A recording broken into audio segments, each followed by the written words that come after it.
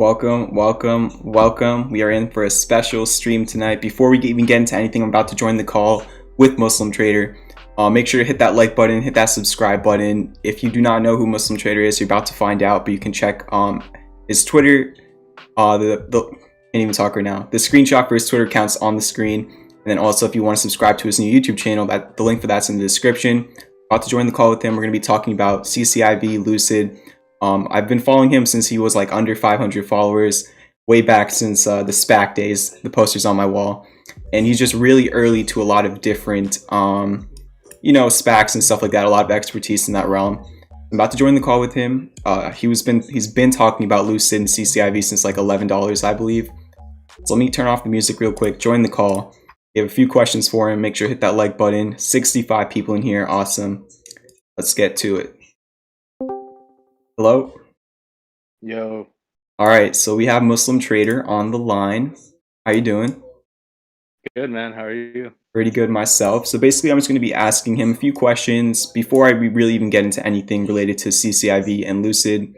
First thing, for anybody who doesn't know, who are you? What type of trader are you? How did you get into trading? Yeah, for sure. So, yeah, nice to meet everyone. You guys, I'm sure you guys all saw my tweets. I tweet pretty often, so it's all fun and I really enjoy it. So I really got into. I mean, I think the majority of us really got into trading around the March timeframe, right? Yep. Um, I'm you know, I work full time. I'm in like the tech world, software engineering, and all of that stuff. And I was always in crypto. I was in crypto for I would say about 5 years now, trading Bitcoin, Dogecoin, all of those. Not I never really dabbled into the stock market until March. March came. We all know the market crashed due to COVID. Some of my friends were encouraging me to look into it. Um, so that's when it all started, right? So really got into like the tech plays, a lot like for example Overstock and Wayfair. I got into those $4 and Wayfair around Wow. $20. Yeah. I work in the industry, right? So I knew like e-commerce was going to start popping and all of that. I took advantage of some of the airlines, the cruise lines, and all of that. And as I saw the market starting to correct, I wanted to kind of pivot, and Nikola came.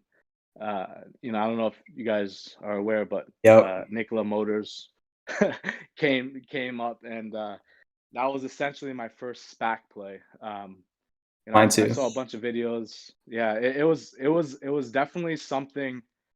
It was definitely like an experience, right? Yeah, it was It was my like the first like first SPAC. huge, big multiple winner like ever as a trader. Yeah, And it just led the path. I know that their company had a lot of different things going on, but it just led the path for a lot of other SPACs to gain the attention that we've seen. for sure, for sure. Yeah, and it came with its downfalls too, right? So like I got in around $12. I really thought it was big. I believed in the dude, the CEO. He turned out being a crook, right? But Yeah, Trevor Milton, right? Mr. Trevor, yep. He said everything right, man. He hyped his company up like every CEO should. Um, but yeah, I believed in him. I think everyone fell for it. Thankfully, I was able to sell over 60, right? So that was my first play. Nice. Yeah, and then unfortunately, like, we all thought SPACs were gonna run the same, right? So we got into Fisker and all these other SPACs, and they didn't really run the same.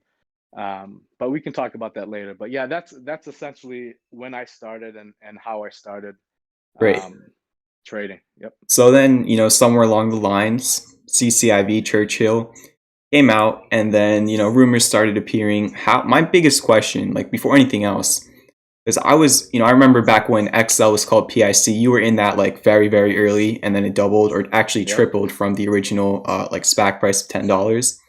How are you Yep. so early, not only to like a bunch of different SPACs, but like in specific CCIV and Lucid? Like, how do you get that sort of not feeling, but how are you able to tell ahead of time that something has that type of potential? Yeah, for sure. So like CCI, so I'm a big fan of EV, right? So I'm I have all of these EV blogs and notifications put up and all that stuff, right? And it's really helpful to get consistent EV news, and how the market um, reacts to EV, etc. So I was a big fan of Lucid before CCIV was even like on the news, Yeah. right? I was looking for Rivian and Lucid, Yeah, I've heard a lot and about a that bunch one. of yeah, Rivion's awesome, right? I don't think Rivian will go via SPAC. It's Hmm. just too big.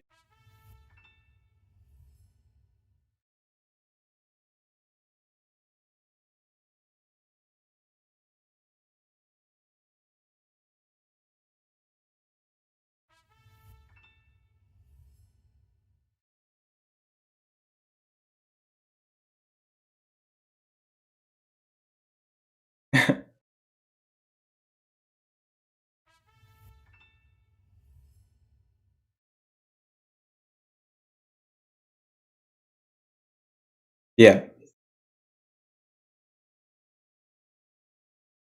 Wait, give me 1 second. It looks like the audio cut out. Sorry. I'm pretty sure I know how to fix it. All right, talk again. Yeah.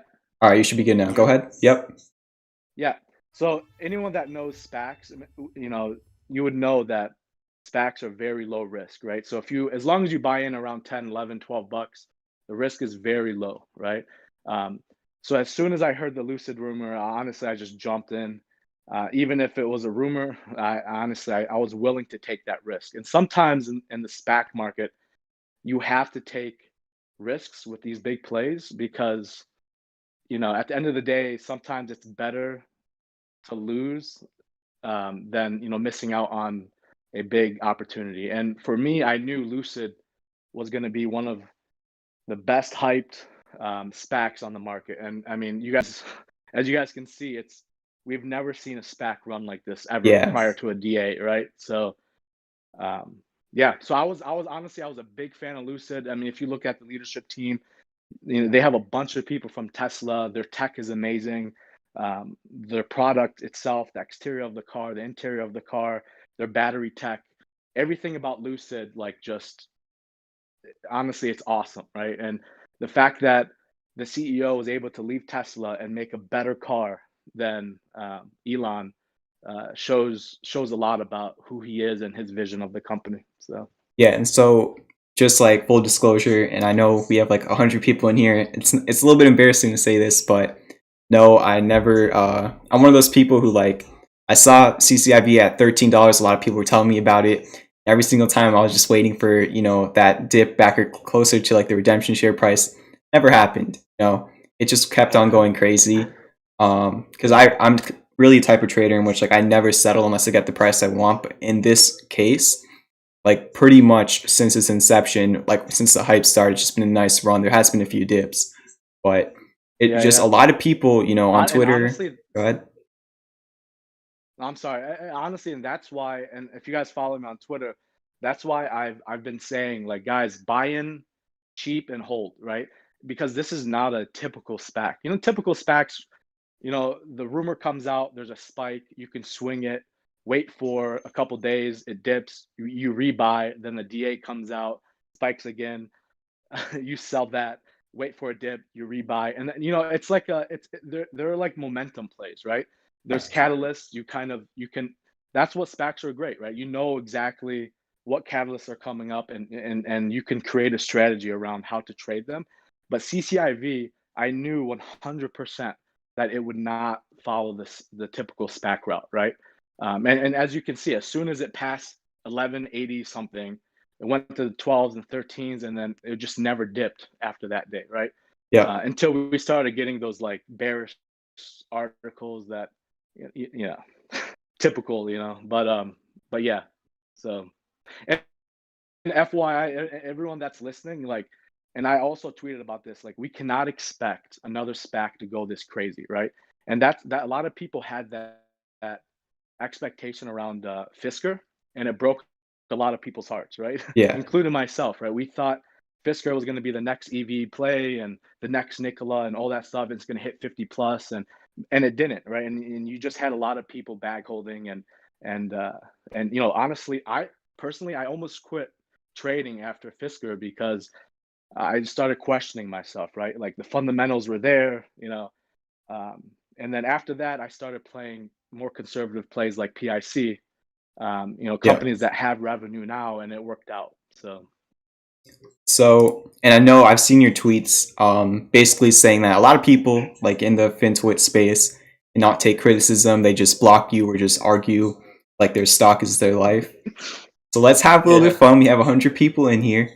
Okay, I've put out 3 or 4 videos on Fisker and why I believe in it. Not, and obviously anybody can tell, since their inception, CCIV has heavily outperformed the stock price of Fisker.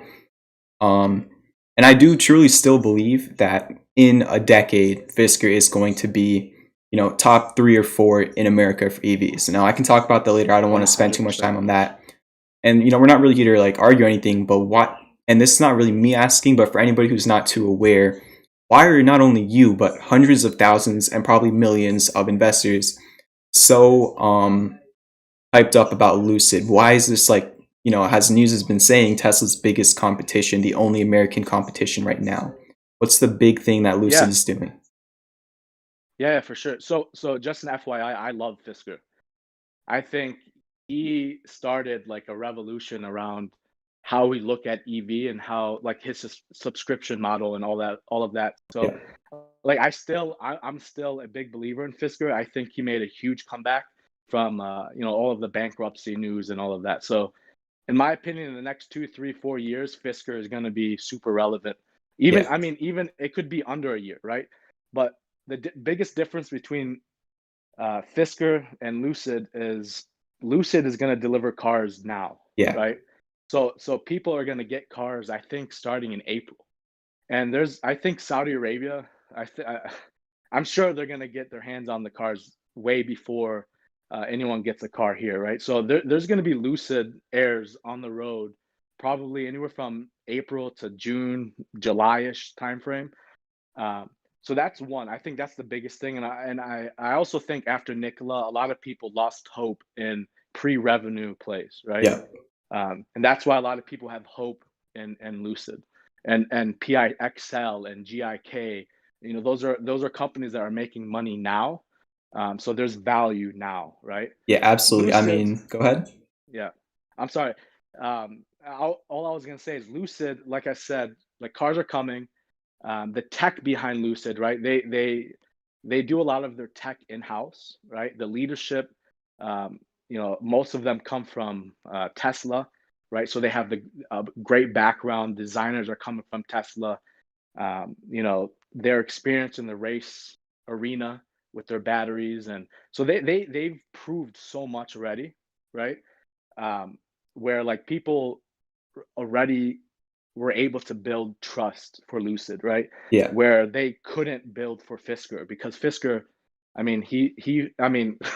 he failed, right? yep, It wasn't all his fault, right? It was his vendors yep. and Funding, all the battery battery suppliers. manufacturers. Yep.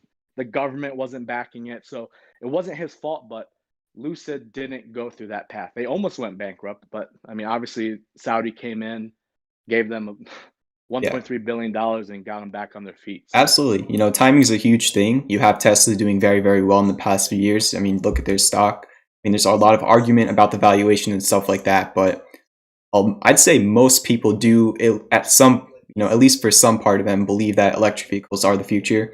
Laws being created in favor of them, like tax incentives, in California banning other types of cars, and Lucid is really entering, really, other than Neo and Tesla, they're probably like up there. Like I don't think there's anybody you can even argue is like in the yep, same space as them. Not even Fisker, and I'm saying that myself. So timing is huge, and I do believe that the biggest issue, obviously, right now with Fisker is just you have to wait. It's not going to be until the end of next year when their cars are going to be going out to people. So Lucid does get that head start, and it's really only looking, I'd say not even at Neo because we're talking about the American market, just mainly at yep, Tesla right now. And that's going to, yep, bring a lot of attention because nobody yet has been able to even contest with Tesla in the past decade. So I'm really exactly. interested to see how that plays out. And, Yep. I let's go ahead. no, I was just gonna add to that. Like you get a lot of comments throughout Twitter blogs and all of that, stating, Jaguar and Honda and BMW and Mercedes, they're all making EVs, right? Yep. But you have to understand, like, this may be a bad example, but I mean, that didn't stop Chick-fil-A, right? Because McDonald's and Wendy's, and that didn't stop Chipotle. That didn't stop. I mean, this is the new world we live in, right? People want change, right? People want, um, you know, new inventions and new, they're just done with the past, right? So, um, yeah, I mean, yeah. So I agree. I 100% agree with you. Definitely. So now coming back, into the present, there was, I believe, a Bloomberg article on CCIV this weekend. Some reports about, the merger potentially happening very, very soon if the deal does go through. What are your thoughts on, what's potentially or what could potentially happen this week alone? When do you think the time frame for everything could be in terms of how the SPAC does execute? Yeah. So honestly, from the beginning, I was like 90% sure this was going to happen, right? And again, I mean, again, if you follow me on Twitter, I always try to like state the risk, right? Yeah. Um, because obviously you don't want to be the reason why people lose money, right? There's always risk in everything you do. But I mean, if you look at, if you did proper DD, and you looked at, the backstory behind Lucid, the Saudi Arabians, Andrew, right? If you guys don't know who Andrew is, he sits pretty much on every side of this deal, right? He sits as an operating partner on CCIV. He sits on the board of Lucid. He was like given power of attorney in Saudi Arabia, like backing the prince. So this deal was more than just, hey, this SPAC, can take this company public, right? It was more than that. It was more about the about the relationships, about what Saudi, Arabs. I'm an Arab, right? And Yeah. Arabs care about their relationships, right? And they do deals amongst the bubble of their peers, right? So honestly, I believed in my heart that this was a done deal from day one, because of all of the connections between all parties. The Bloomberg terminal update. So this was my theory. They kept updating the Bloomberg terminal. I have a friend also that I mean, we went back and forth on this. They kept updating the Bloomberg terminal just to keep people, they needed to finish this deal, right? They needed to structure the pipe. They needed to get more investors in. They needed to do all of that, and they didn't want people to lose hope, so they kept updating the terminal, right? So people can always like, they won't lose hope. And you see this often, right? Like a rumor comes out, and then no news comes out for 2 weeks, and then the stock goes back to like 11 or $12, right? Yeah. But I don't think they wanted that. They wanted to keep the momentum going. So they kept updating the Bloomberg terminal, or whoever leaked the news. They wanted people to know that this deal was coming and it's coming soon. Keep buying, keep holding, etc. Right? Yeah. So I mean, from that perspective, you know, that's from my perspective. That's how I viewed Lucid and CCIV. How it's going to play in the upcoming week. So I'll be straightforward. I think, in my opinion, I think the DA will come out Monday after hours or Tuesday morning. Okay. That we're going to have a big run up tomorrow. If there's no DA news on Tuesday, we're probably going to have a sell off on Wednesday.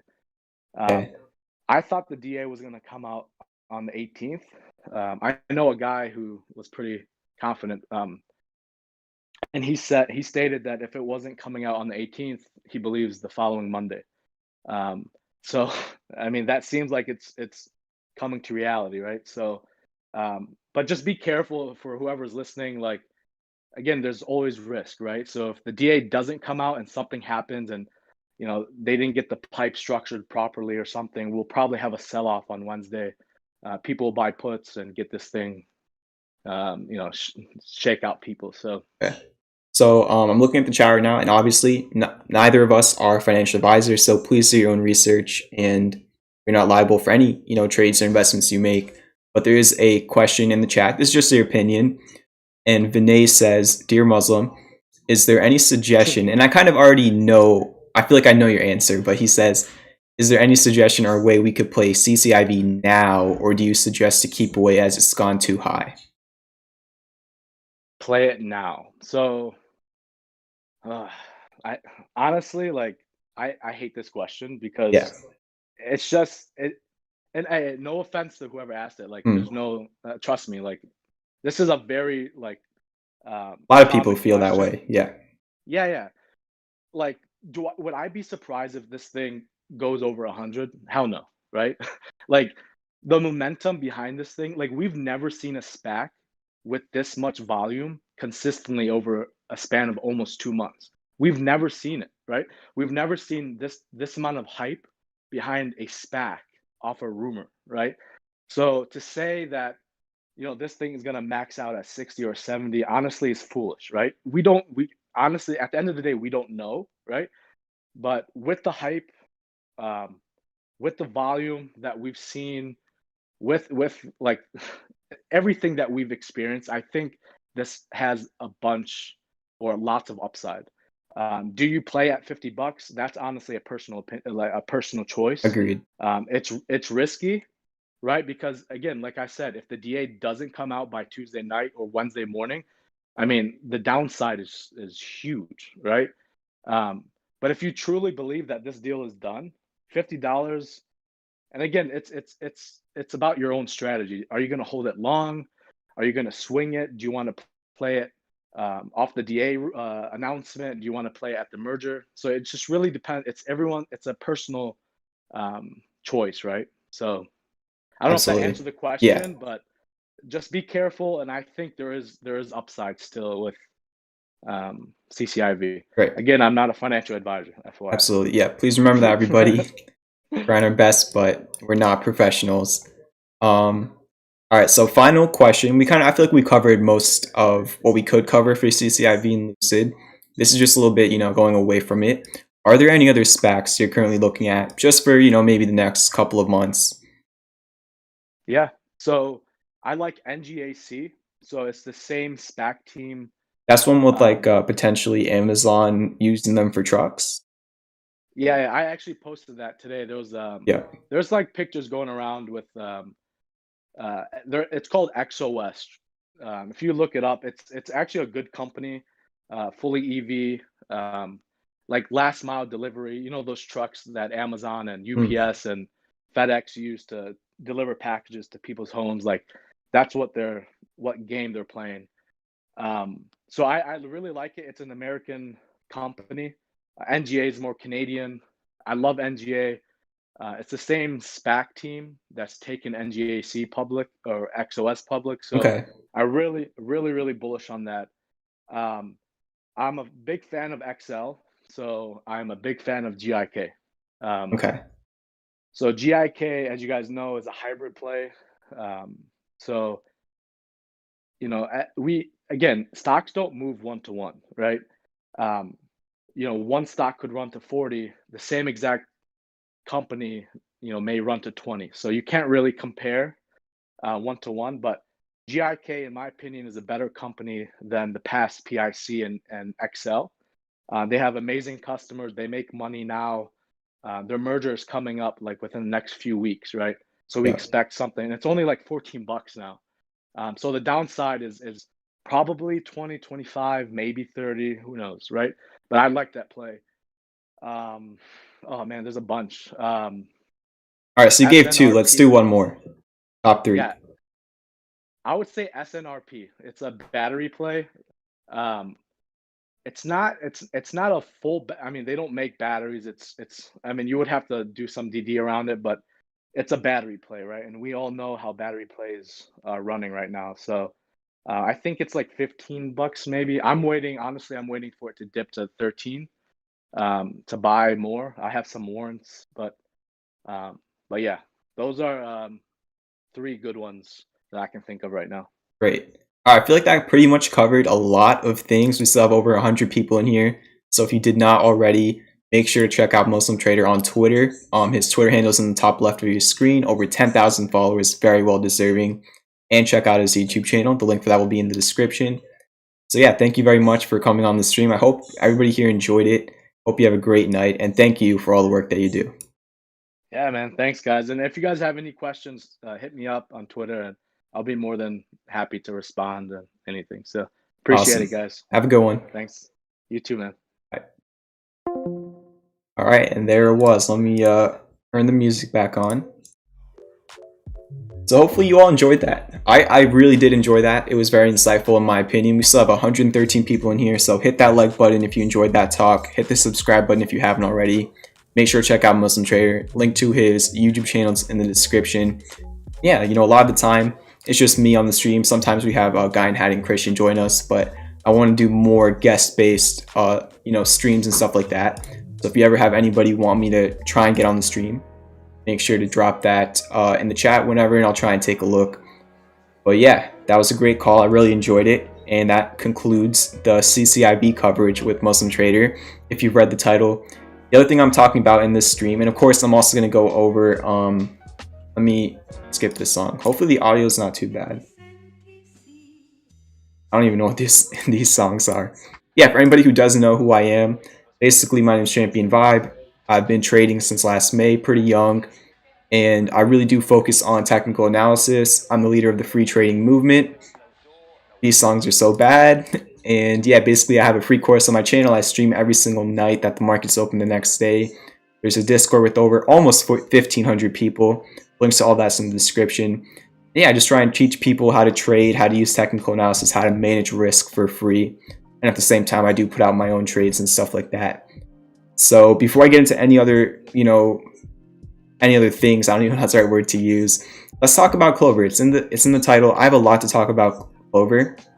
Let's just get to the chart. Just some history. I guess let me the other screen. Just some background. I do trade quite a few SPACs. I have been trading quite a few SPACs. It's literally framed on my wall right here. I'm wearing the hat as well. When Fisker was $9, there was a bullish butterfly on the chart. There's like an advanced technical analysis pattern. It's called a harmonic pattern. Again, if you want to learn, I don't have a harmonic video yet, but if you want to learn about technicals, it's a free course on my channel. Basically, I put out a trade on Fisker at $9. It ended up going all the way up to $23.70 almost. So that was one trade. Another trade recently was QS, which I don't know if you've seen the news, has been going crazy. I put out a trade on QS when it was $47, and it hit my target. I had a price target of $70 on QS like 3 weeks ago, or like 2 weeks ago, which was a week before Morgan Stanley came out with their $70 price target.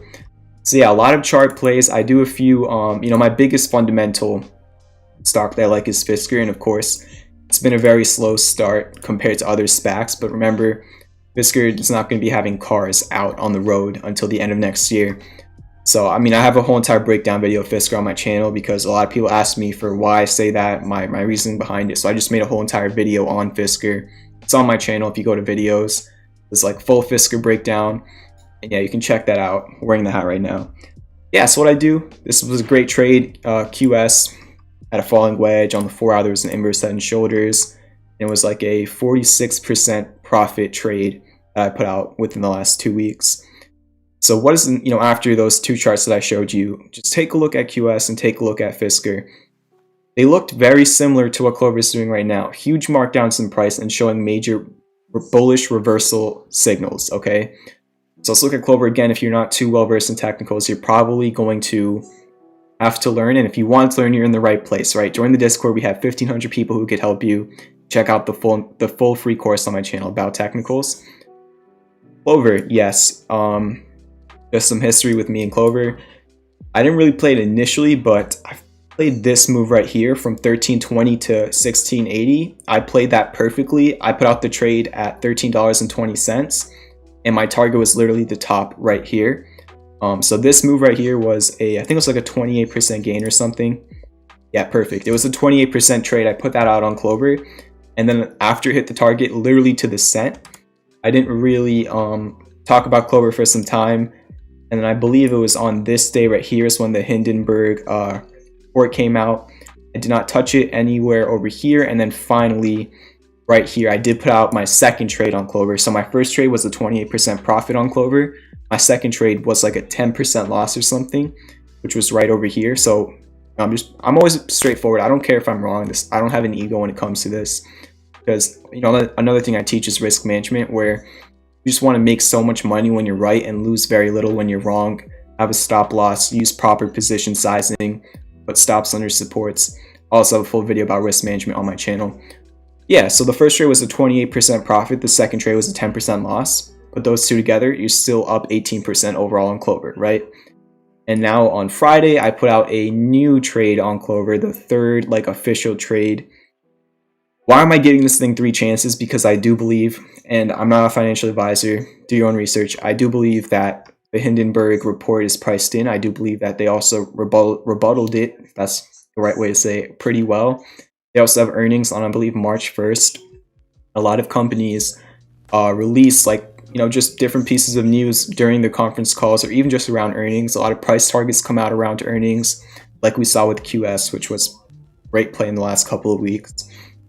So what is on the Clover chart? On the 4-hour, you do have a falling wedge. I kind of noticed this over the weekend, but the original view was the Gartley, the bullish Gartley, which is another advanced harmonic. Just for some reference, let's look at Fisker, okay? When it had a bullish Gartley, when it got to the end of the pattern, this is what it did, okay? You want another reference? We can look at Dogecoin, out of all things. That also had a bullish Gartley. I don't think I saved it on the chart, but I could probably draw it up real quick. Go to the 4-hour. I think it was somewhere around right there. It had a bullish Gartley, and I put out another trade on Dogecoin. All of my trades are time stamped. So for example, where's Clover? Right there. Let me pull up my trading view page. We can talk about that real quick.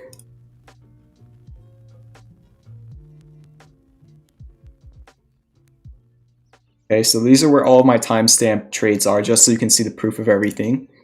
Let me try and find Dogecoin maybe, just to show you what can happen with these harmonics, okay, and what Clover is showing on the chart right now. It was a while back, not too far ago, but I think like a month ago or something, when Doge was at like 3 cents or something. When I put out the trade was like the exact local bottom, so here we go. This was the chart. This is when I posted it. The price, as you can see right here, was 2.5 cents. Dogecoin was 2.5 cents. It was at the pattern completion zone of this harmonic. Let me hit the play button, and there you can see what happened. It's not showing you over here, but it hit the targets right over there. Huge gain, 95% profit, and then it also hit the second target for 145% profit. So you can see all of my timestamp trades on my trading view page.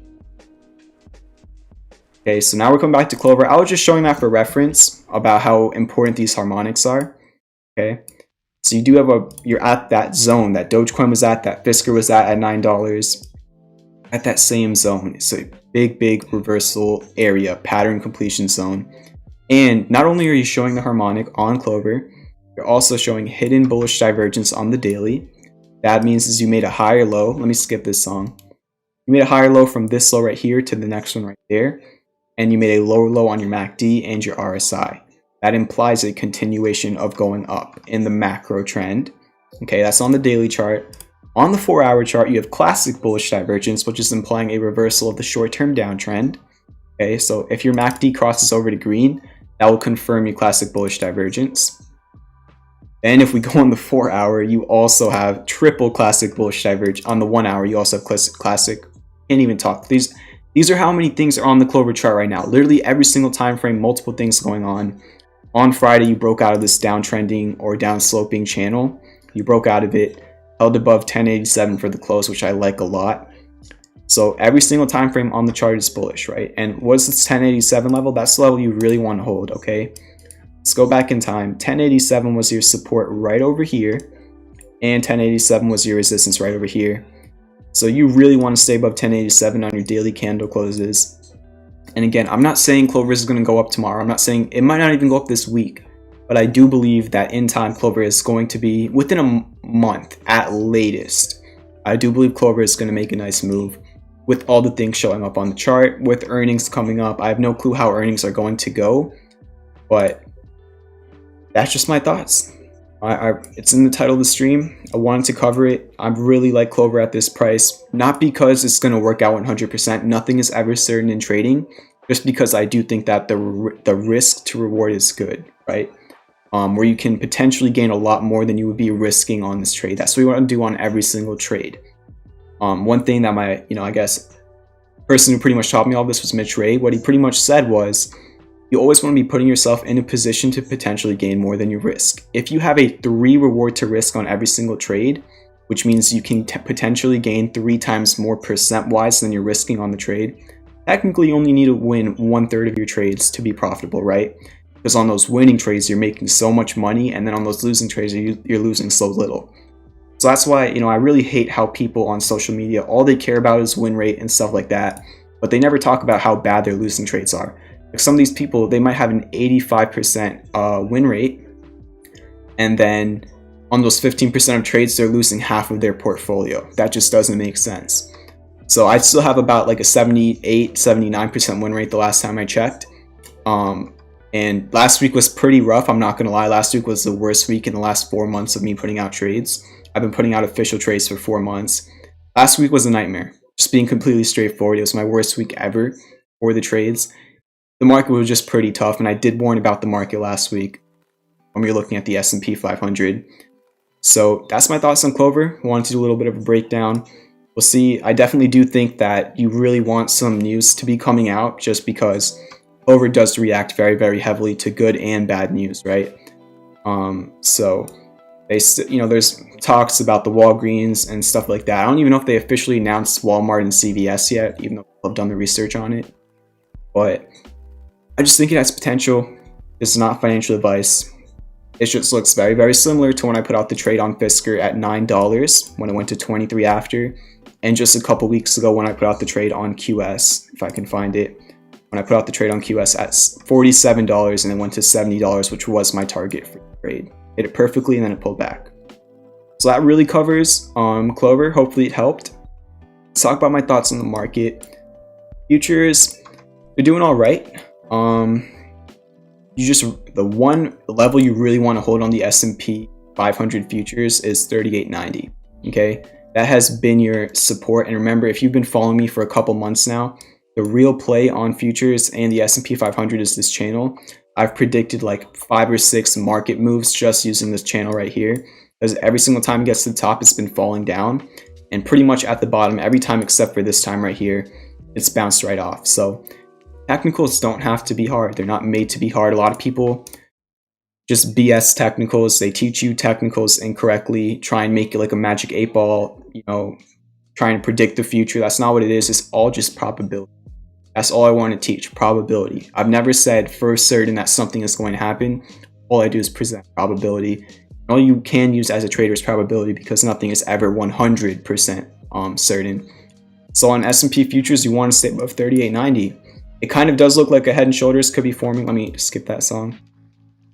Left shoulder right here, your head right there, and then like kind of like that as your right shoulder. If you fall under 38.90, the market gets pretty concerning, in my opinion. If you fall under it and hold under it, because you have fallen under it a couple times, but then you got back over it. So when you're looking at breaking out of a pattern, what you're looking for is confirmation. There's a bunch of different forms of confirmation. There could be a break, hook, and go, which looks like this. Break out, then you back test this support as resistance, and then you fall again. There could just be a straight out dump, or you could just simply close the candle under it, go sideways for a bit, and then fall, right? There's different types of confirmation, but you need that confirmation even if you do fall under 38.90. That's the level I'm looking at on futures. So the market, let me just look at the regular S&P 500. Forgot to delete that. Give me 1 second. Looking at the regular S&P 500, it's still at the top of the flag. I mean, and if you've been around, I know we have a lot of new people in here tonight. If you've been around for the last month, how many moves have I called in the market just using this channel? It's really not that hard. And then last week, super tough week for the trades. The S&P was just extremely, very volatile. I mean, extremely, very is the same thing, but whatever. So just hope that you hold above 38.80. You are at the top of the channel. You could literally fall down like a whole entire percent on the S&P 500, and then you could still be fine. So just remember, we are still in a bull market. I'm not calling anything. I'm not calling a bear market. I'm not here to call things to gain likes and clickbait everybody. All I'm here to do is teach you how to use probability. And technically speaking, you could come all the way down right here on the S&P 500 and still be in a bull trend because you'd be in the overall macro uptrending channel, right? So just keep all that in mind. There still is room to the downside without even jeopardizing the bull market. At the same time, I truly do hope that the market has a nice week this week, just because out of the 4 months I've been putting out trades, last week was the worst one. So I no matter how bearish things look on the technicals, I always hope that that the market does well, for not only for me but for all of my people in the free trading movement. So as long as you're above these levels, you're fine for now. So again, I'm not calling anything. That's not what I do. I have no clue. How am I supposed to tell you something when I'm not from the future? If I was from the future, I would tell you. But I'm not, unfortunately. So that's my thoughts on the market. Bitcoin, been going crazy. I did put out a trade on Bitcoin down here. I put out a buy call on Bitcoin or my latest buy call. I've been putting out buy calls on Bitcoin since down here. If you followed me on Twitter like 5 months ago, I put out a trade on Bitcoin right here at $10,000. And it's just been a crazy run. I haven't called the whole entire run. I'm not saying I did. But I also put out, why did my thing just glitch out? Whatever. I'll fix it in a second. I also put out another trade on Bitcoin at 33.7K is when I put out this trade. It hit the target of $42,000. And if you're in the Discord, I said you could probably leave a moon bag on the table just because it's Bitcoin. And hopefully you did, because all it's done is just go up. And it's been wild. You know, a lot of institutional investing, Tesla. I think the Motley Fool also put like 5 million in. They're also pretty credible. Let me refresh my trading view because it's like acting up. Yeah, Bitcoin at this point, I have no clue. There's not really a pattern on the chart right now for Bitcoin. So a lot of demand is coming in from retail and also from institutional investors, and pretty low supply. So it's been going crazy. It can continue to go crazy, but at the same time, you could literally fall all the way down to $42,000 and still be making, or $43,000 and still be making a higher high, right? Because your last like real like swing high was in this area right here. Then so look, there's just like some trend talk. You had a swing high right here, then you had a swing low right there, and literally you're still in an uptrend unless you fall below this swing high. So you could literally come down here and still be in the short-term uptrend, and obviously you're going to be in the long-term uptrend for probably a pretty long time. Let me fix my alert audio. Appreciate the $5, Steven. Fix the alert box. Steven, thank you for the $5. Steven says, CLOV is going to hit. Can you review Dash, please? Are you talking about Dash the crypto or DoorDash the stock? Let me know. I definitely can take a look. Appreciate the $5. I do hope Clover hits, but remember, nothing's ever a certainty. There's been great looking charts that just didn't play out. Steven Ramirez says, dude, I clicked on this live because I follow MuzLM Trader. Damn, you're impressing me. Keep doing you, man. Just gain another follow with me. Appreciate everybody who's come out to the stream tonight and is still giving me a chance. I know we're not in the call anymore about CCIV, but I'm just doing my regular stream now. So yeah, if you're enjoying what I'm doing, make sure to hit that like button, hit that subscribe button. Basically, every single night that the market is open the next day, I go live. I tell you what I'm looking at for the week or for the next day. And then at the end of the stream, I'm going to do chat requests. It's going to be wild because this is the most amount of viewers I've ever had in my stream at one time. So I'm not going to be able to do all of them, but I'll try to get some done at the end of the stream. Yeah, but we can take a look at the crypto dash for Steven. And thank you again for the donation. Is it on Coinbase? Yeah. I mean, I've traded Dash on Coinbase. I just couldn't find the ticker. I'll skip that song, don't worry. Yeah, Dash went crazy. I was in Dash at $105. I sold early. It went up to $330. I sold. I don't even want to say how early I sold, but it sucks. Yeah, cryptos just went absolutely insane. Currently, my thoughts on Dash. You could create hidden bullish divergence, right? Yes, you could, but you need your MACD to start going back towards green. It's way too early to call it. In terms of what it looks like right now, you could consider it a bull flag. At the end of the day, a lot of altcoins just depend on Bitcoin right now. That's just how crypto works. Bitcoin's the king. Sure, you could call it like a bull flag. I mean, it doesn't really matter how you even really chart it. But yeah, I mean, if it breaks out of this channel to the upside, you could get another nice run. Major resistance would be $332 on Dash. In terms of a support, I'm looking at 268, which was your candle low right here, and your candle low right here, and your candle highs right over here. So support 268 and resistance 332. Kind of looks like a bull flag, no divergence on the 4-hour or the daily, so can't really help you out there. It's just been a very, very nice run. There definitely was better times to enter, I'm not gonna lie. And yeah, that's Dash. So what else do we got? Another stock I'm looking at going into the week is VLDR, Velodyne. I've traded it a few times before. I put out like a 45% profit trade on this. I believe I put out a trade on it. It must have been right here. Yeah, there was like, let me go on the 4-hour. You can find this on Twitter. You can find the proof. There was like an inverse head and shoulders right here on VLDR, and I put out a trade on it. And I believe, I don't remember exactly what my target was, but it definitely wasn't all the way up here. It was somewhere in this range. So I have traded this one before, and I was looking at VLDR. It's showing classic bullish divergence on the 4-hour, where it made a lower low on price with a higher low on the MACD. And it's kind of looking like a falling wedge, in my opinion. So VLDR looks interesting. The only thing is, and the reason I haven't put out this trade, is because earnings are coming up on the 25th, which I believe is this week, right? Could be this week, yeah. So earnings can always go either way. Obviously, catalysts and fundamentals and earnings override technicals, so it's really hard to trade something based off technicals when you do have something like around the corner, because earnings are always the coin flip. So I'm not putting out this trade probably until after earnings, just because that can literally change it either way. But the technicals look good. Just wanted to share that. We'll see what it does this week. And yeah, we could talk about Fisker real quick. There's also, so on Fisker, I put out 7 trades on Fisker. Probably 6 of them have hit their targets. There was only one failed trade I've ever put out on Fisker, which was right over here. This was it randomly gapped down one day. But yeah, I mean, if you've been around, I put out a trade on Fisker back over here when it was at $15 back on like January 18th is my latest trade on Fisker. That trade is still ongoing. It did not hit the target. It definitely sucks. My target was $21.55 and it got up to $20.68. So it was like $1 off my target, but come on. It went up 38% after the buy signal. Crazy move. And then even on the 1-hour, it's looking pretty interesting again, where you kind of broke out of a falling wedge. You're not really getting fall through price action, but you are showing hidden bullish divergence on the 1-hour. So really interested to see how Fisker's going to do this week. Always interested to see how it's going to do. It's my favorite stock, not because of just trading it, just because it's like my favorite company, right? I really believe in them for the future, and I'm not talking about 2 months from now.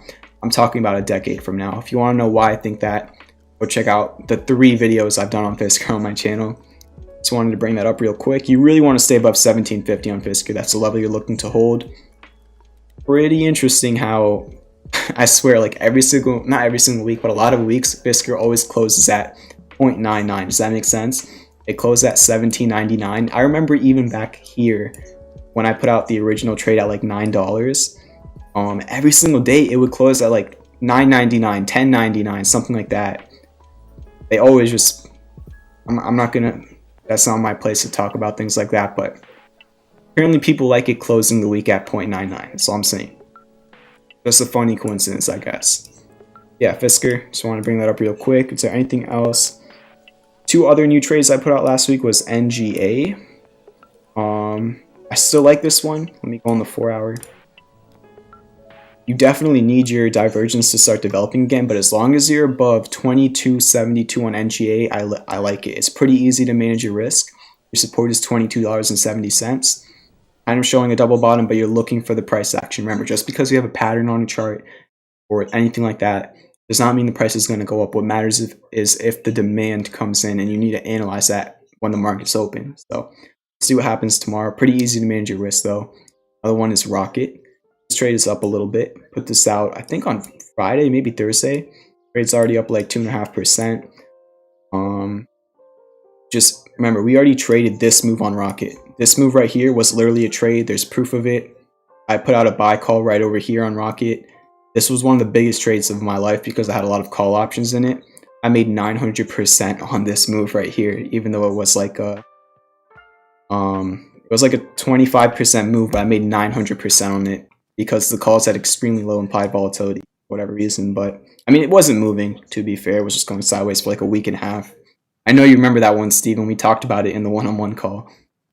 But yeah, I'm liking Rocket again. It's at the bottom of this multi-level range. Kind of looks like Wyckoff accumulation, very similar to Fisker. Remember, Fisker was going sideways in this multi-level Wyckoff range for literally a month. And I put out the signal right in the middle. And this is what happened. That's what happened when you accumulate for that long, right? The smart traders are accumulating their positions prior to the moves up. So I'm hoping that Rocket is similar, but again, nothing's ever certain. And yeah, I feel like that gives my thoughts on Clover, Fisker, Rocket, NGA, the market, Bitcoin. We also had a great call with MuzLM Trader in the beginning of the stream. So if you enjoyed all of that, make sure to hit that like button. If you're new to the stream, you want to learn technicals, you want to learn how to manage your risk, you want to join the free trading movement, hit that subscribe button. We're currently at 2,120 subscribers. Thank you all so much for the support. Join our Discord. We have almost 1,500 people in Discord that opened like a month ago or a month and a half ago. So yeah, the link for that's in the description.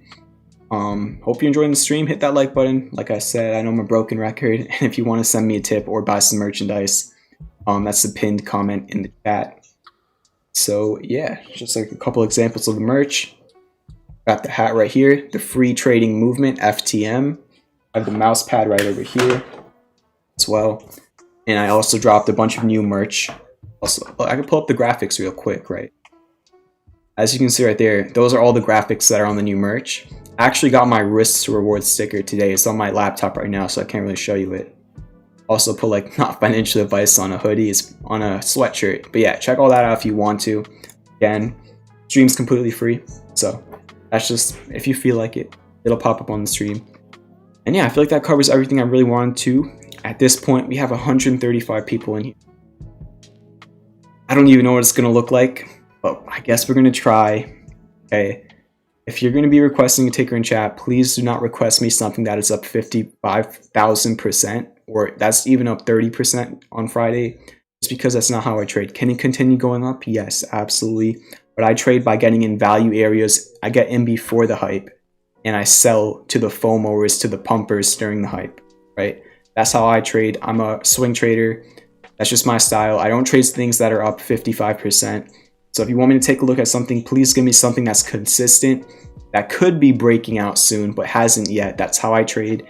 If you give me something that's up 55%, I'm just going to skip it. Don't take it personally, because I'm saying that ahead of time. But, you know, I want to teach how I trade, right? I'm not here to teach how anybody else trades. Yeah, request me something that's showing a pattern, divergence, has some good news potentially, anything like that.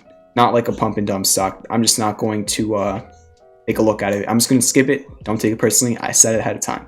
Because some people get salty about that. Yeah, drop some tickers in the chat. I'm not going to be able to look at all of them. I'm going to try my best to get through 30.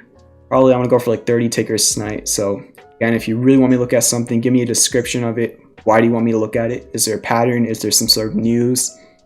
That really helps me understand why you want me to look at that stock and spend more time analyzing it. So yeah. Start getting through these tickers. Let me drop them into my watch list. Yeah, this is awesome. This is the most amount of people I've ever had in the live stream. Our previous concurrent view record was like 95. We have 125 in here right now. Appreciate everybody coming out. Let's take a look at these tickers for all of you. I believe you're talking about 88, which is Cardano, the crypto. So I'm just going to add that. Okay. Try my best here. It's going to be a good amount.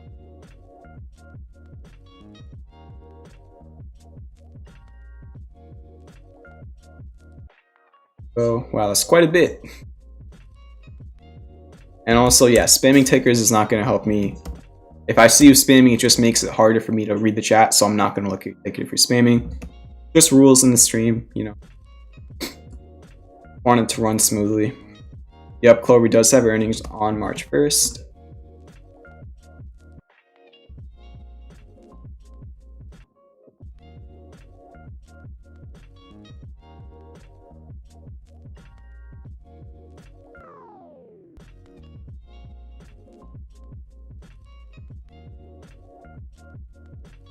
Alright, so we're starting off with FEYE. Wow, this one looks pretty nice. I'm not requested this. I think it was Adam, maybe? Yeah, good job, Adam. I like this one. Oh my gosh, this one is really interesting. So let's analyze it. Let's break it down. You're at a previous resistance and now you're using that as a support, okay? You're showing some classic bullish divergence. It's not confirmed yet, but you are showing some classic bullish divergence on the 4 hour. Now what that means is your price is going down, but your MACD is going up. Okay, there's a lot to work with here. You're also showing like a double bottom right over here. Okay. Double bottom. Bull flag. Yes, it could be argued. Let me see if I can line something up real quick. Yeah. Wow. Double bottom, bull flag, bullish divergence. And at a support level.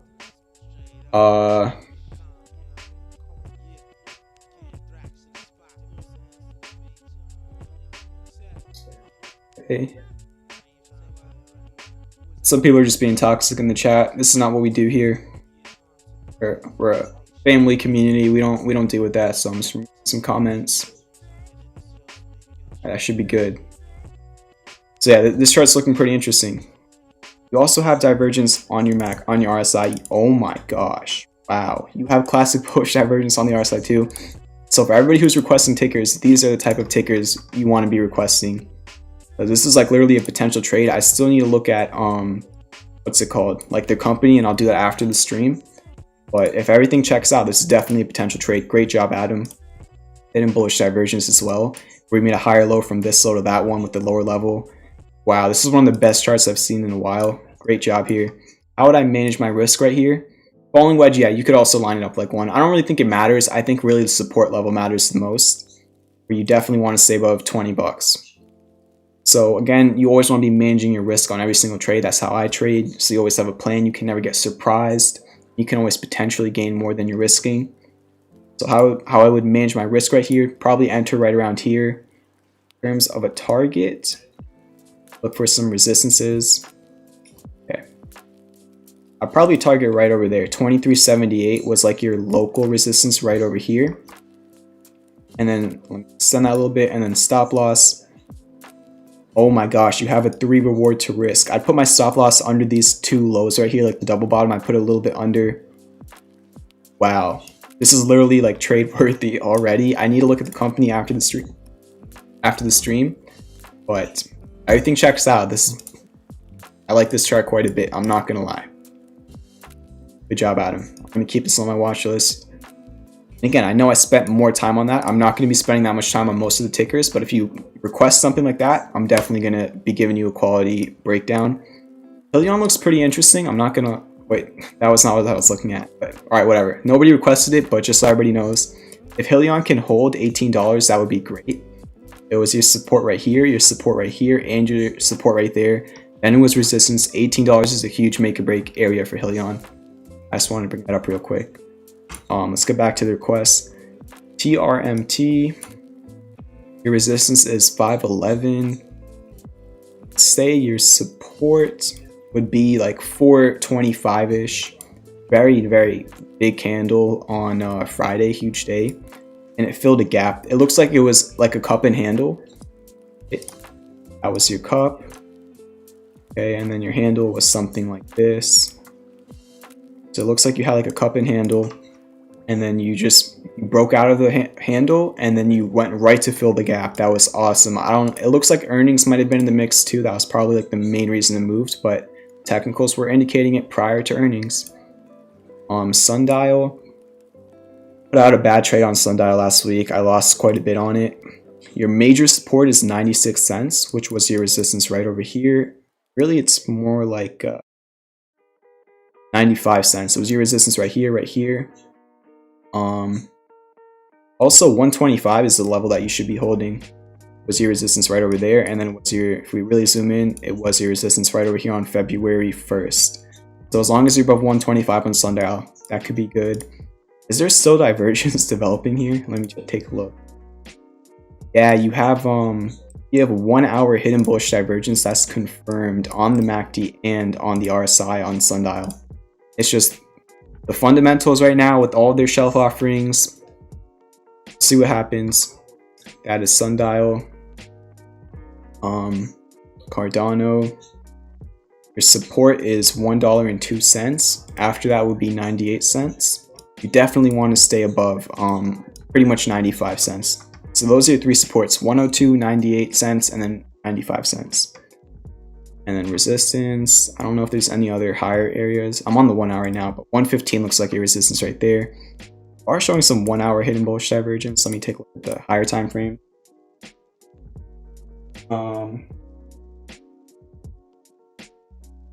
Yeah, we already did look at Rocket, Parker. It's I like it. As long as Rocket's above $19, I like how it looks. Not too sure about the daily. It just kind of looks like it had like an inverse head and shoulders. It broke out, it went crazy, and now I think it really just depends on Bitcoin with a lot of cryptos.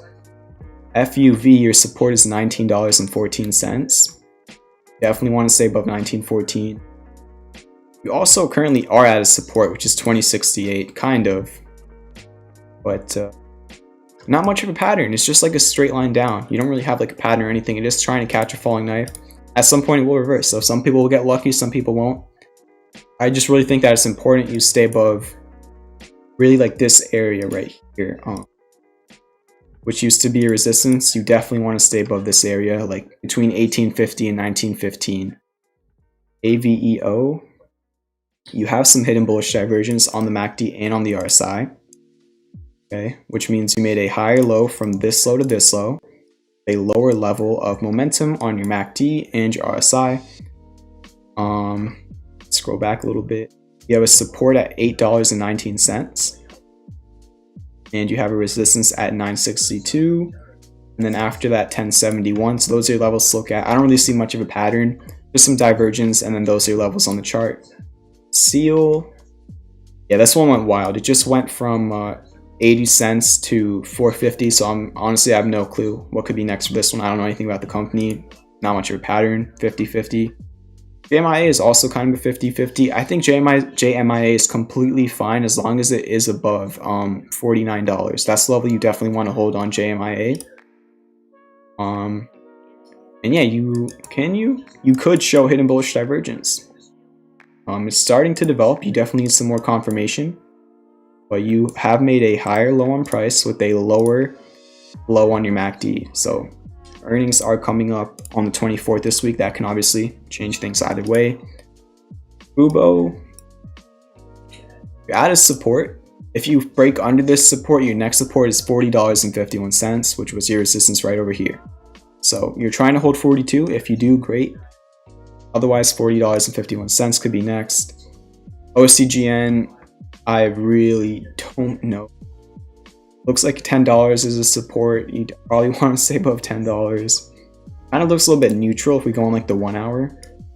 Looks like maybe it's just really going sideways. I don't really know how to like accurately. I don't really think it matters how I chart it. It's just really going sideways, 50-50 in my opinion.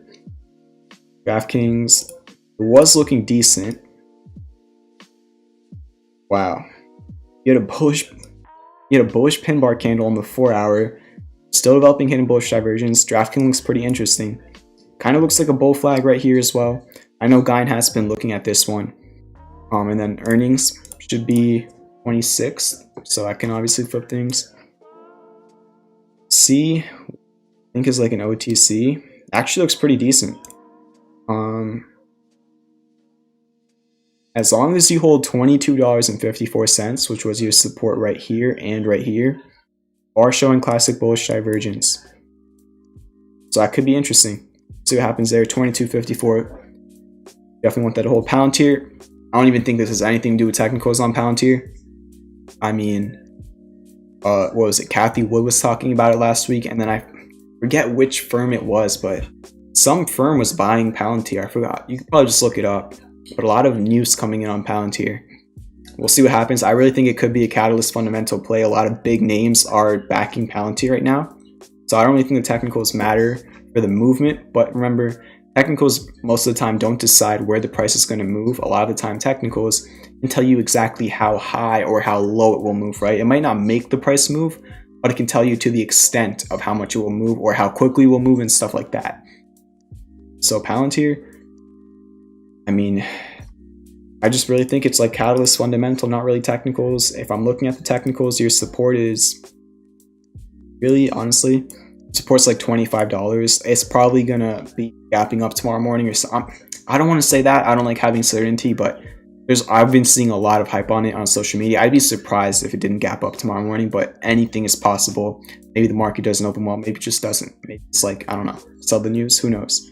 I feel like it could gap up with everything going on. 31.28 is a pretty decent resistance. It was your candle high right here, your candle body high right here, and it's a gap fill level as well on the daily. I mean, if you break 31.30, your next resistance is like $38.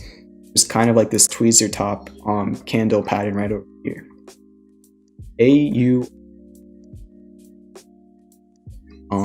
This one's tough. Your major support's like 384. Until then, I'm not too sure. It's just making lower lows and lower highs, so it is in the downtrend. Until it makes a higher low or a higher high, it's just going to be in a downtrend. That's pretty obvious. I'm not too sure. We did Clover in the beginning of the stream. I like the chart on Clover, but you know, we'll see what happens. Yeah, the chart looks great in terms of Clover, in my opinion. Earnings on March 1st. It either plays out or it doesn't, so just manage your risk. Not financial advice, but I like it if it can hold above $10.30. Has a bullish Gartley, divergence, falling wedge, over a support, good candle patterns. Tesla, it's really always pretty hard to be bearish on Tesla because over the last year we all know what's been happening with it. But it kind of looks like you might be breaking a support. I don't know what it did after hours. Technically you're holding it. You're hanging on by a thread if we're talking about Tesla right now, okay? Hanging on to this support by a thread, as long as you're above $780, you're good. I don't really see much of a pattern. You could create hidden bullish divergence at some point, but it's, you want your MACD to start waning first. GEVO, honestly, had an inverted hammer right here, which is a nice candle reversal pattern. So that was good, but other than that, it's just been going crazy. I don't really know. I'm not too sure. Looks like you have a support at $11.21. You probably want to hold that. It was your support back in 2017. Okay. Yeah, keep hitting that like button. We've never hit 100 likes on the stream before. Maybe we can do it tonight. If 13 of you are enjoying the stream and learning about technical analysis, hit that like button. Really helps to grow the channel. It would be awesome to hit 100 likes for the first time ever. Also, let me check how many subscribers we're at. I mean, this is like the best stream I've ever done in terms of the concurrent viewers, so I really appreciate that. Wow, we've already gotten like 40 new subscribers today. Shout out to MuzLM Trading for the Twitter retweets and everything. Really appreciate that. Really good stream. Hope you've been enjoying it. Just before we get back into trading, last week was tough, definitely for the trades. I'm looking for a better week this week. I'm bullish on Clover, but who cares about what I think? We'll see if it plays out or not. Remember, the market does not care about you. You have to fight for yourself in this market, alright? So remember, have your probability, have your plan, have your idea, but if it does not work out, always remember, sometimes you just have to move on, okay? Your main goal is always to win a lot on your winning trades and lose a little on your losing trades. If you're wrong, be wrong. I hate how people tell you that you can't be wrong as a trader. Every single trader is going to be wrong at some point. And some of them, when they're wrong, lose a lot of money, and I don't want that to be you. When you're wrong, just be wrong, lose a little bit of money, and just stay alive. Fight to see another day, come back until a nice winning trade presents itself, and then go long, make that money back. But just remember, always be consistent. That's like the best advice I can give for any new trader. What else? Yeah, this weekend, just took a break from... I honestly should have done homework this weekend. I really didn't do homework this weekend. I guess I'm gonna have to do it tomorrow. I watched a lot of Billions this weekend. I don't know if anybody here has watched Billions. I just started it. I'm on episode 5 or 6. Great show. Probably don't watch it with your children if you have children. A really good show. Probably gonna watch that till like 2 a.m. tonight. Yeah, hope you're enjoying the stream. So that's GEVO. Take a look through the chat.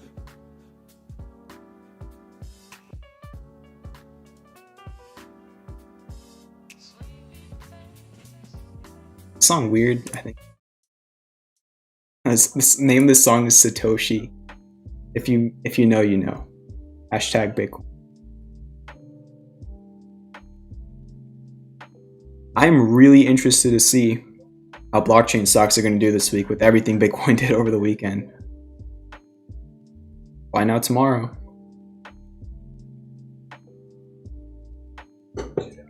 BAH, we can take a look at that. Amazon, ORGO. BTAQ. IPOE, AMC. Sorry to hear that, yikes. Ping. Why is that not popping up? Okay. GMDA, SOS, MVIS. Alright, so first one was BAH, I believe. Pretty nice trend, a lot of higher highs and higher lows, so we're looking at like the macro trend. Don't like, however, that it fell under the 200-day moving average. It really didn't, I mean, it could be fine. It fell under it here and here and here, nothing really terrible happened afterwards. So we'll see. I mean, obviously major support at $74.64. It was your low right here, and it was your resistance right over here. It could be hidden bullish divergence, but you need the MACD to start waning again. It needs to, remember, divergence does not confirm until your MACD turns green. So just keep that in mind. As long as you're above 74.64, you're good. And then resistances would be $82 and $89. Take a look at the 4 hour, might be some divergence there. Nope, too early to call. So let's see what happens. Our futures, they were up, but now they're down. So you're about to be testing a very, very critical level on futures right now. Yeah, this is your major support on S&P 500 futures. You've been bouncing off of it. A lot of the times you go under it, but then you close the candle above it, right? That's what matters where the candle closes. So you definitely want a candle close, never fall below 38.90. But you're really hanging on by a thread. So just watch them overnight. I'm just worried about this turning into a head and shoulders pattern. Left shoulder right over here, head right over here, right shoulder kind of over there. And that would be confirmed if you really fell under this neckline, and then that could send you to the bottom of this upsloping channel. This channel has been a gift and a curse. It's been a gift because I've been able to predict so many of the market movements with this channel, but also a curse because you can't break out of it to the upside. It's obviously going to be very, very hard to break out of it to the upside. So see what happens. Last week was pretty for the market. Stimulus news, it's like, the thing about stimulus news is like, that obviously worked out very, very well for the market last year. But the question always is, and I don't really know how you can answer it, is it priced in or not? Like, you know, stimulus news could be good for the market, but was it priced in on this move right here? Like, there's just so many arguments that can be made that just kind of, how much you think it can go CLOV up to? Your buddy told me about today. Clover, I'm just going to take Clover day by day. My price target on the Clover trade is $14.34. Really, the reason for that is because that is right under your golden retrace. Right, your golden retrace is like 1442, so my target is 1434, right under the golden retrace, which is like a common reversal area for the short term. And then also you do have like an actual resistance at 1434 if you look at these candles right over here and then kind of your supports from over there. So watch futures overnight. They're not looking great right now. They were looking fine before. Very, very volatile. Let's get back to the chat request. Where did I leave off? I think Amazon. Let me see what I can.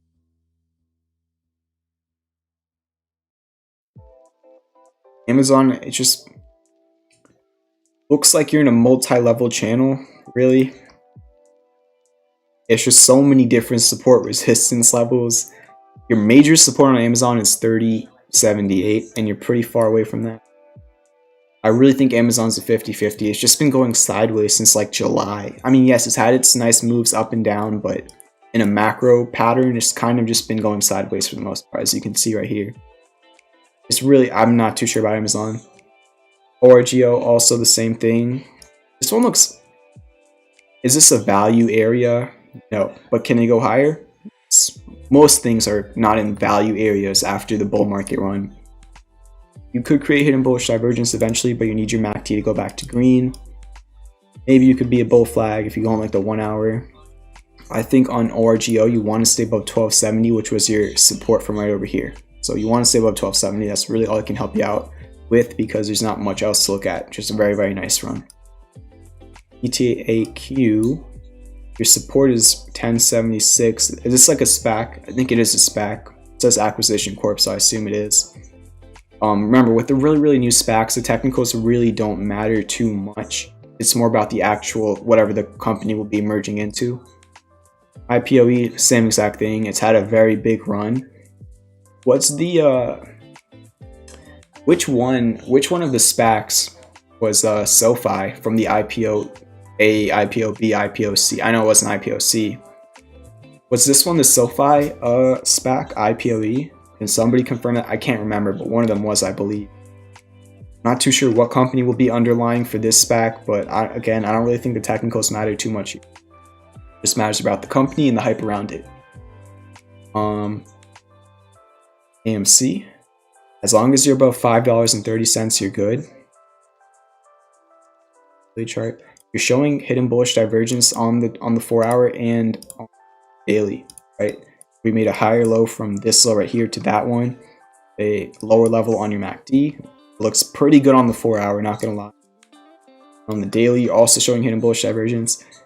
Honestly, AMC, I cannot believe I'm saying this, but it does look pretty tradable, because it's pretty easy to manage your risk. You're showing a support and divergence, and you could just manage your risk like this. Entry around here, and then you just throw your stop loss under the support. If you're willing to risk, you know, 7 or 8%, there could be a nice move on AMC if it holds 530.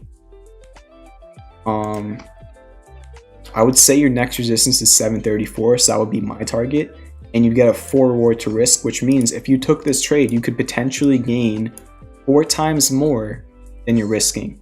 Yeah, all the GameStop, AMC, BlackBerry, Nokia, Wall Street Bets, short pump stocks do look pretty similar with the hidden bullish divergence and starting to create supports over falling wedges. Really interested to see if the technicals play out on these, but they just need to hold their support levels. Not too hard to manage your risk. I'm actually going to keep AMC on my watch list. I want to see what it does.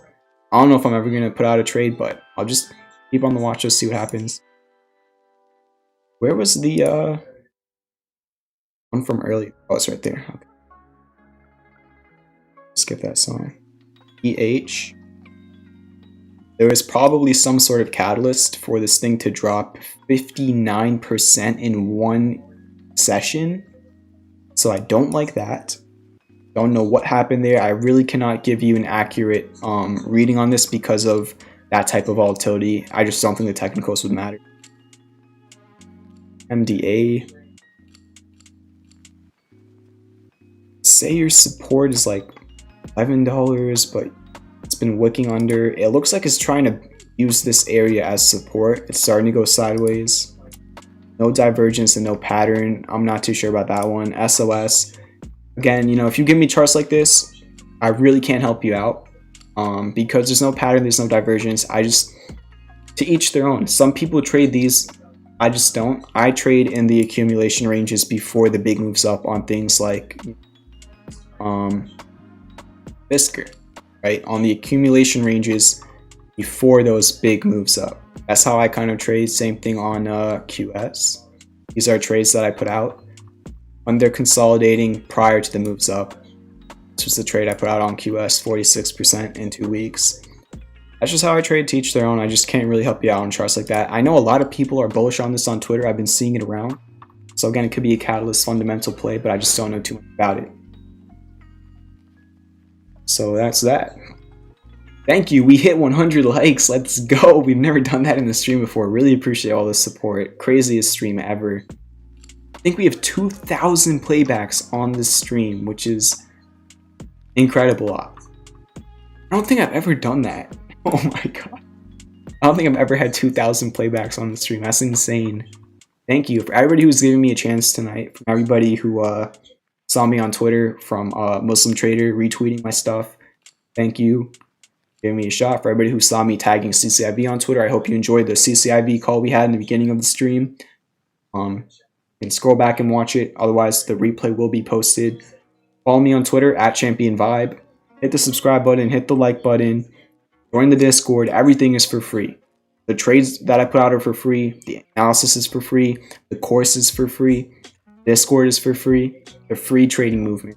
I just want to teach people what I know about trading. I'm not the best trader in the world. I make mistakes all the time. Last week was terrible for me. Out of the 4 months I've been putting out trades, last week was the worst one. You want to see a little bit of my track record. Last week I just couldn't catch a break. You know, if you put out trades for 4 months straight, and literally every single week was a killer week, eventually it was inevitable that 1 week was going to be a bad week, and unfortunately, that just happened to be last week. That's just how it went. So it did suck. This was last week. Still somehow, let me go to the other screen. Still somehow, these winning trades actually percent-wise were more of a gain than the losing trades. It was just, remember, you always want to manage your risk. So that on your winning trades, you're making 46% profit, 32% profit, 40% profit, 10%. And on your losing trades, you're not losing that much. But please do not judge me off of this 1 week. The market was terrible. I warned about the market, and I just couldn't catch a break. Look at the other weeks, okay? This was the week before last week. Look at those. There's literally proof of all of these trades. 43%, 35%, 28%, 23%, 19%, 13, 27, 20 in 1 week.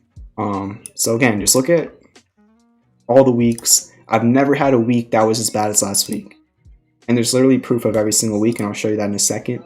Look at this week. All of this is for free. And I show you the losers as well. I don't hide anything. I don't care if I'm wrong. I don't want to be wrong, but if I am, I am. That's just how it goes. I manage my risk so that when I'm wrong, I lose a little, but when I'm right, I make a lot. Right? That's the whole entire idea of trading. Not that BS that people on TikTok tell you to go all in something that literally could ruin your portfolio in one trade. You want to be consistent, and for 4 months, every single week was consistent aside from last week. So that sucks. I'm hoping for a better week this week.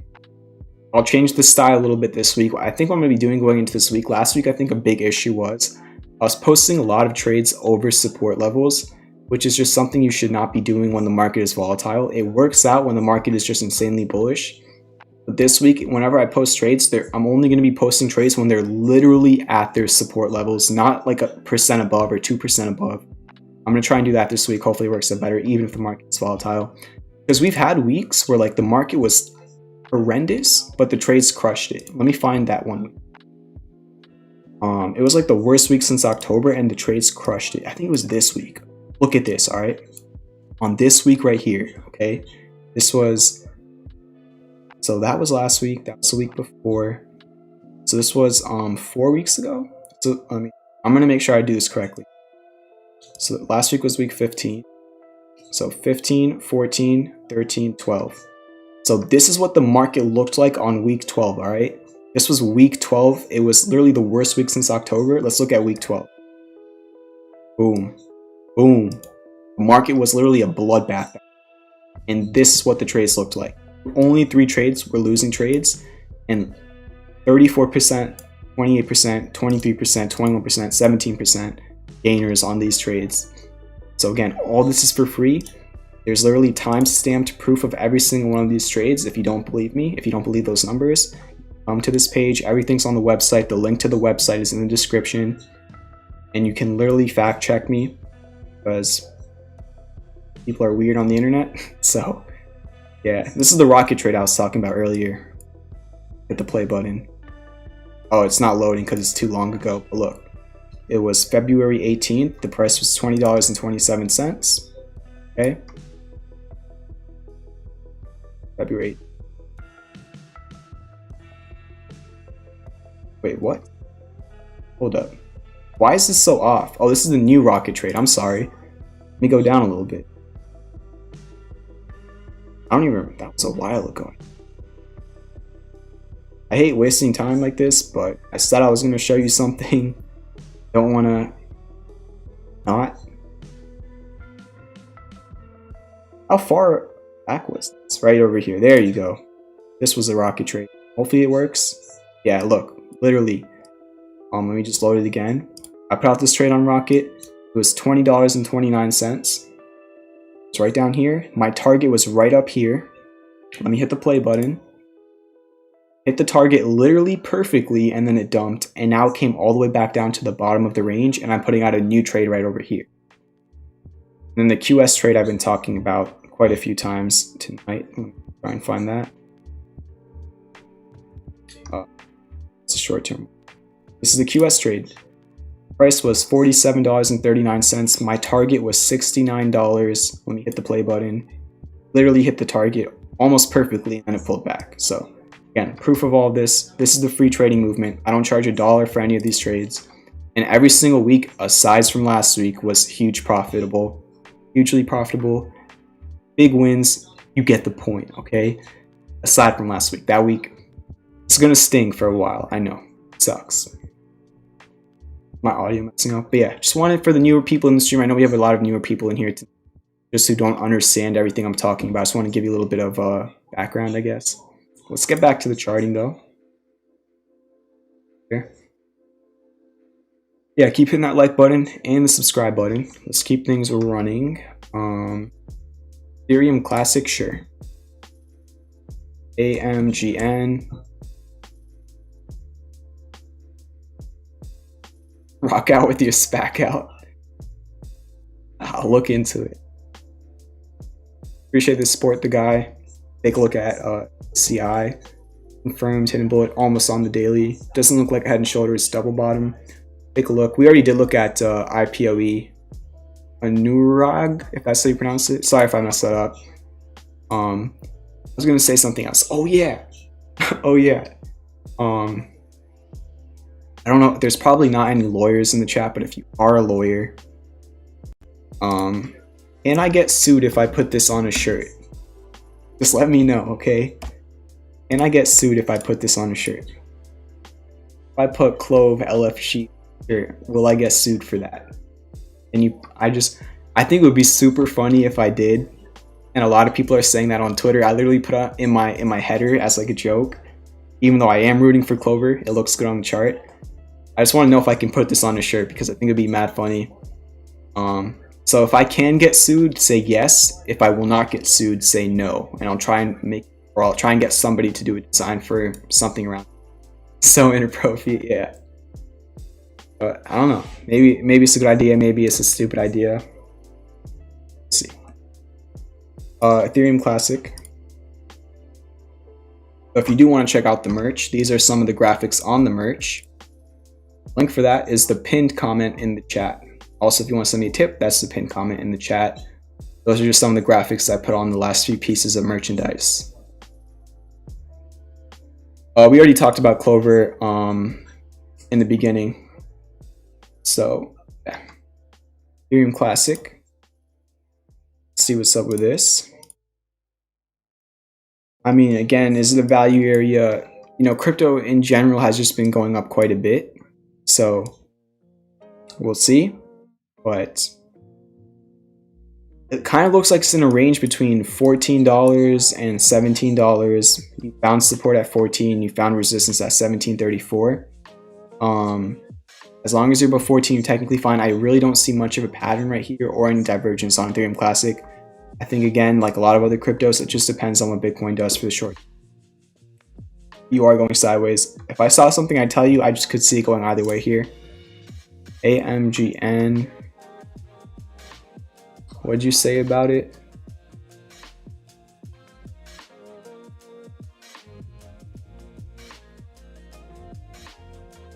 Can't even see what Where's guy in hat's comment? Was it really? All right. If it holds support, let's take a look. Yeah, I see this support that you're talking about. It held right over here on February 2nd. It's trying to hold it right now. It used to be a resistance. Bar some hidden bullish divergence. Yeah. It's at a make or break area. If you hold this area, you could see a nice move. It looks like your next resistance is like 244, which was your highs from over here and over here. Kind of over, that kind of tripped me out. Over here as well. Make or break area on a potential divergence. HCI, who requested this? Preston. Interesting. Really interesting. I've looked at this. I looked at it recently. Hidden bullish divergence on the daily, and you're holding a major support level. $16.18 used to be your resistance. Now it is your support, and it looks like you're showing a double bottom. Let me write that out real quick. I swear I don't remember where, but it just looks so familiar. Yeah, like a double bottom, hidden bullish divergence on the 4 hour, support resistance level. This looks literally like, let me show you what exactly this looks like. Okay, it looks like NGA. Look, you go on the daily, double bottom at a support resistance level with hidden bullish divergence. Okay, remember that. Look at the chart. Let's go to the next one. Can you tell I changed the chart? I did. Okay, hidden bullish divergence, double bottom at a support level. Literally, they look like the same exact chart. So I like this quite a bit. ACI, very, very interesting. I think it's pretty easy to manage your risk right here. I also like the confirmed demand that you saw at the support. Remember that confirmation you're looking for? So have a resistance at there. In terms of a stop though, I would not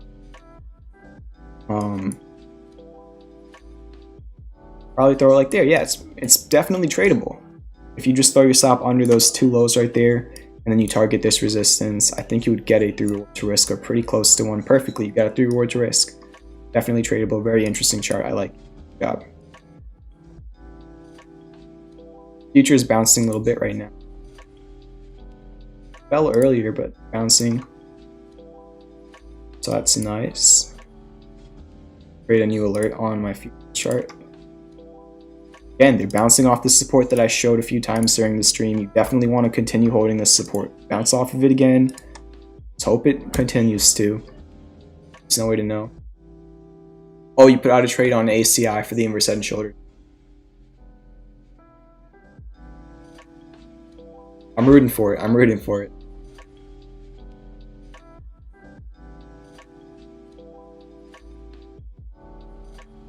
Is that ACB? Didn't Tilray beat earnings? So I'm wondering if that'll reflect in the pot stock sector. I know it did it at first. I already looked at GMDA earlier, right?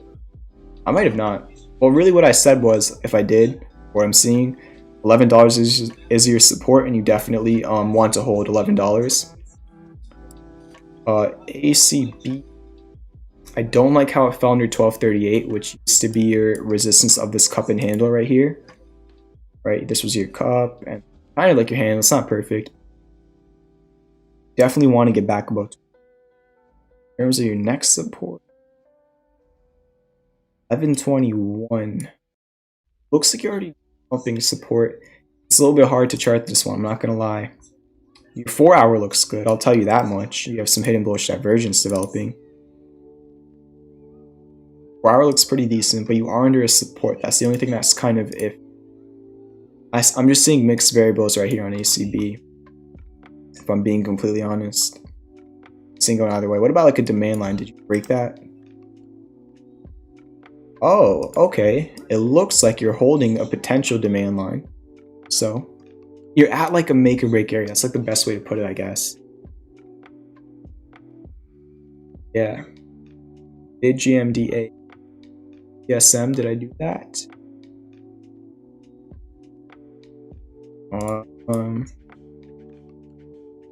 No, I did not do that. I will tell you though, there's confirmed bearish divergence on the daily. I'll show you what that means. And again, it's all probability. Anything cannot play out, right? But basically you made a lower high on your MACD and your RSI. I'm just interpreting the chart for you, but you made a higher high on your price. And that shows that it is overbought and it could be falling bearish divergence. Kind of also on 4-hour chart as well. So I do see some bearish divergence. Unfortunately, in terms of a support, $121 is your support.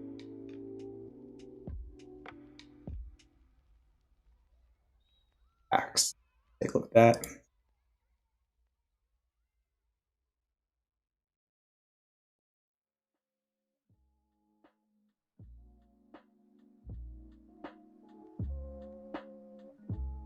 Give me 1 second.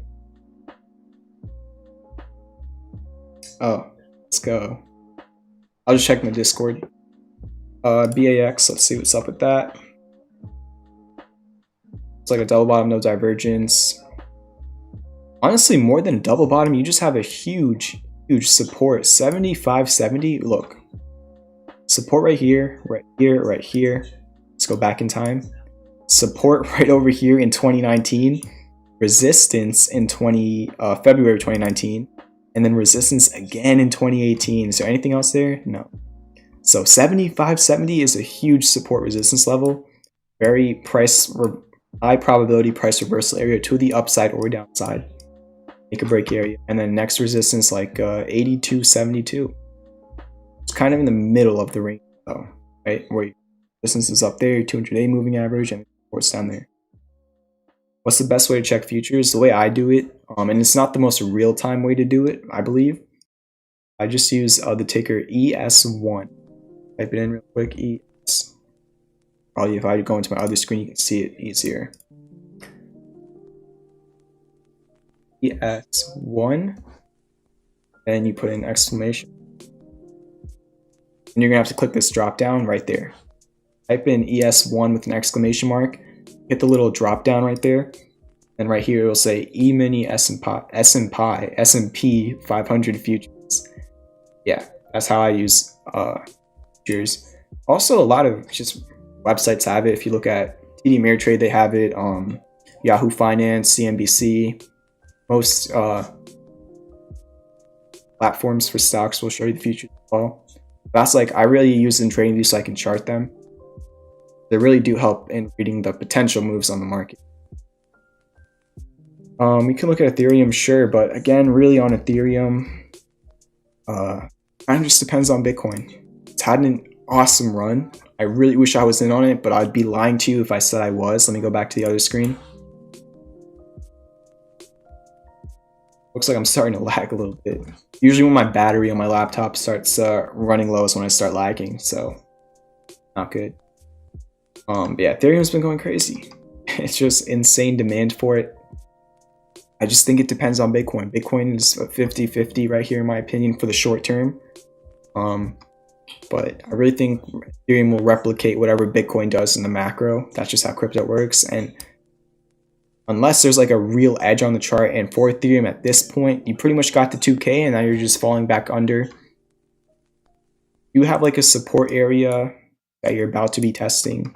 So really all I can show you. Just keep watching Bitcoin.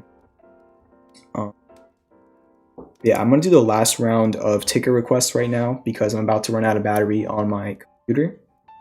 So it's going to start lagging, and then I need to put out the times. I can't put out timestamps tonight, but I need to do the clips for social media, a lot of other stuff. But yeah, also got a new chair over the weekend.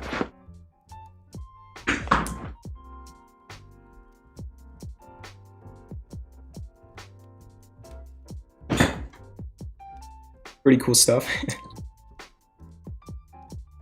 Hopefully the camera's all right. So let's just do this final round of tickers before my battery dies. Probably gonna run through these very quick. And again, if you give me something that's a straight line up or a straight line down, I really cannot help you out because that's just not how I trade.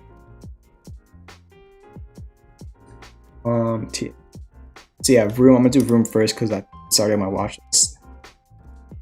It should be. There. I put out 2 different trades on Vroom. Both of them hit their targets. I put out a trade on Vroom on this move, hit the target very, very nicely right over here. It's timestamped, there's proof of it. And then as you can see, I also put out a trade right here. Target wasn't great. It was a nice 14% profit, but it obviously could have been a lot more. Pretty much got to this $52 resistance and then it pulled back. Are showing some 4-hour hidden bullish divergence, kind of. It's not super clear, but a little bit. Let's chart it real quick. That. Right, just a little bit. And then you're back testing 47.08. You're kind of in the middle of a range on Vroom. 47 is your support, 52 is your resistance. MJ, sure, you could be creating hidden bullish divergence, but it's very, very volatile. Remember, technicals work best on consistent stocks, not like pump and dump moves. Support's like $23, I guess. Yeah, like 23-ish is like your support. Resistance? It's a little bit hard. It's just very, very volatile. I'd say like 26.11 is your resistance, so you're also in the middle of a range right here, just very neutral. Price action. Nano dimension. It is trying to show some hidden bullish divergence. Let me just delete this chart. Your support on NNDM is $13.41, and you are showing some hidden bullish divergence. Yeah, I mean, as long as you hold this support, you could be. We make like the same low with a lower level of negative momentum, like I think that's class B or class C. But 1341 is your support on nano dimension. You want to hold that, and then resistance would just be 1783 or so. CVLV, unfortunately, this is not really a chart I can do much with. It's just not much of a pattern of divergence, and I don't know anything about the company. Apologies. TAK, let me do that. I think Guy in Hat requested this one. I'm also just going to move this support up because it bounced off of 1724. So I'm going to say your support 1724. Resistance. $18 is also your 200-day moving average, and then after that 19. So pretty simple. Support 17, and then resistance is 18 and 19. Yeah. I do see potential inverse head and shoulders. Yep, this kind of, but you need to break over 19, and then yeah, you could go crazy if you ever broke 19. So that's gonna do it for tonight. I think I just did probably like 30 tickers, which was my goal. We also had a very nice talk about Clover and CCIV when MuzLM Trader was in the call in the beginning of the stream. I hope you enjoyed it. This was probably my craziest stream ever. 2,200 playbacks. We had like 150 concurrent viewers at one point. My average concurrent viewers is like 40. Maybe a little bit higher, like 50. But yeah, and over 100 likes for the first time ever. I've never gotten over 100 likes, so that is incredible. If you enjoyed the stream tonight and you want to learn how to trade for free, literally for free, I don't charge for anything at all. Like if you want to send me a donation, that's like the only way I monetize. So yeah, if you want to learn all that for free, hit that subscribe button and join the Discord. The link to join the Discord is in the description. You can see my trades. You can talk to 1,500 other people that are traders, learn about trading, things like that. And yeah, check me out on Twitter at ChampionVibe. Thank you all for the insane support tonight. I'm looking forward to this week, truthfully. CLOV, LFG, hopefully. Remember, nothing's ever certain. No matter, I'm just saying that because it's like I just think it's a funny meme, but chart on Clover looks pretty decent. So we'll see if it plays out. Yeah, I'm getting the notification that my Mac will sleep soon unless plugged into a power outlet. So I'm going to take that warning and listen to it. Have a great night. Thank you for coming out to the stream. Trade safely this week and sleep well. See you tomorrow at 9 EST, which is like my normal stream time. And if you want live updates, join the Discord. I'll be putting out live updates during the day. Have a good one. What song should I play? I need to get copyrighted. Is this song good?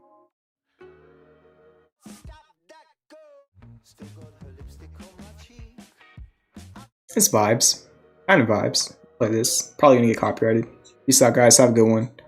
Some of you might not like the song. It's just, you just gotta be in the right vibe for this song, alright? Peace out.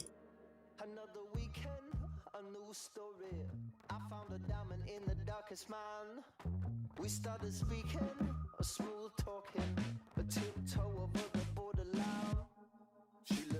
lipstick on my cheek. I turned around, she vanished in a blink. She haunted me and I can barely sleep. I'm looking for, wait, that's her, stop that girl. Hey, there's been a robbery. She stole my heart and then took off on me. I said, hey, there's been a robbery. She stole my heart, she had enough of me. Everywhere I go, I put out wanted signs. I said, hey, there's been a robbery. I guess I'll never know.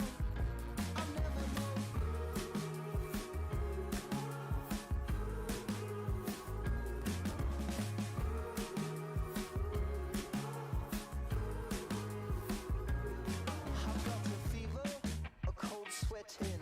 It's hard to make it through the day today. Empty-handed, right where you left me. A cig is filling up the ashtray. Still got her lipstick on my cheek. I turned around, she vanished in a blink. She haunted me and I can barely sleep. I'm looking for, wait, that's her, stop that girl. Hey, there's been a robbery. She stole my heart and then took off on me. I said, hey, there's been a robbery. She stole my heart, she had enough of me. Everywhere I go, I put out wanted signs. I said, hey, there's been a robbery.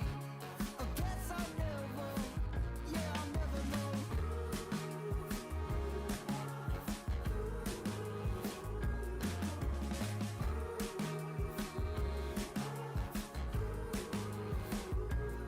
She put her lipstick on my cheek.